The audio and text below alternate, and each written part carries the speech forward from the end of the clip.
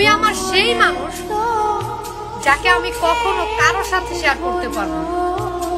বুঝলেন জান?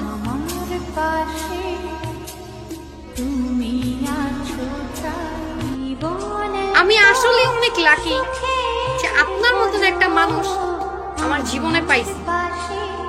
বুঝলেন জান?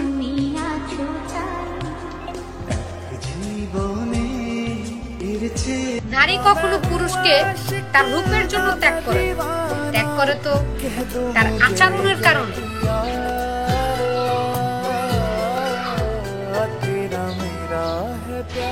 তোমাকে নিয়ে অভিযোগ করবো কার কাছে?